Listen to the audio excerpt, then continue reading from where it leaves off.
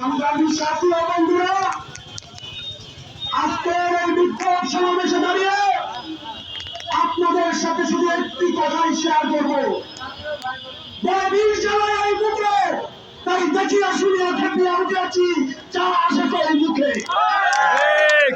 খালি থেকে রাজপথ, শহর থেকে গ্রাম, প্রত্যেকটা ওয়ার্ড, প্রত্যেকটা ইউনিয়নে অত্যন্ত অপরাধীর মতো দুঃসময়ে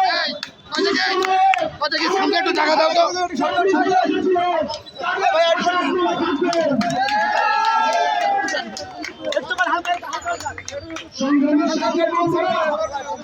এখানে যারা আমরা উপস্থিত হয়েছি প্রত্যেকেই বিভিন্ন ধরনের লাঞ্ছনার শিকার।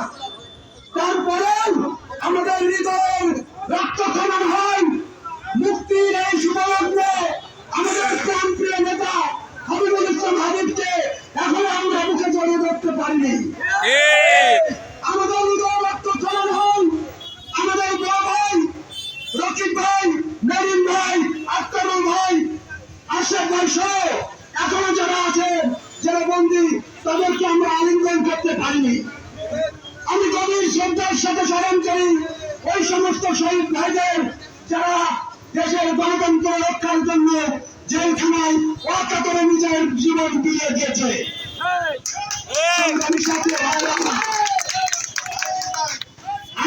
আমি সত্যভাবে স্মরণ করি যাদের মুখে টাকা রক্ত দিয়ে আজকের আমাদের এই স্বাধীনতা এনে দিয়েছে সেই সমস্ত ছাত্র শহীদ ভাইদেরকে।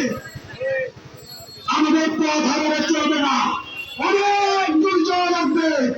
হাবিবুল ইসলাম হাবিবকে আমাদের মন্ত্রীর আসনে দেওয়া লাগবে, বাংলাদেশকে একটি সঠিক পথে নিয়ে যাওয়া লাগবে, আগামী প্রজন্মের জন্য সুন্দর সুখী স্বনির্ভর বাংলাদেশ দেওয়া লাগবে।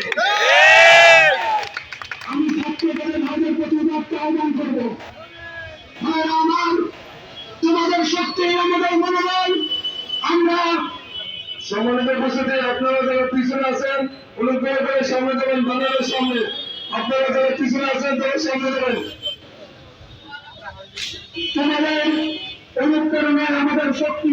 সংগ্রামী ছাত্র ভাইরা আমার, আমি আশা করছি তোমাদের বিগত দিনের কর্মকাণ্ড এবং আগামী দিনের কর্মকাণ্ডে কলেরার আপনার জনসাধারণ সহ কলেরার রাজপথ একটু সুন্দর ও সুশৃঙ্খল বিএনপিতে পরিণত হবে। তোমাদের কর্মকাণ্ডের জন্য আন্তরিকভাবে আমি ছাত্র দলের প্রতি কৃতজ্ঞতা প্রকাশ করছি। সংগ্রামী ছাত্র ভাইরা, বক্তব্য আরো অনেকেই দিবেন। আজকে আপনারা সবাই সুশৃঙ্খল ভাবে প্রোগ্রামটা সফল করবেন এই আশাবাদ ব্যক্ত করে আমি আমার সংক্ষিপ্ত বক্তব্য আজকের মতো শেষ করছি। পরিশেষে শহীদ জিয়ার একটা কথাই স্মরণ করে দিতে চাই, ব্যক্তির চেয়ে গর্ব, দলের চেয়ে দেশ।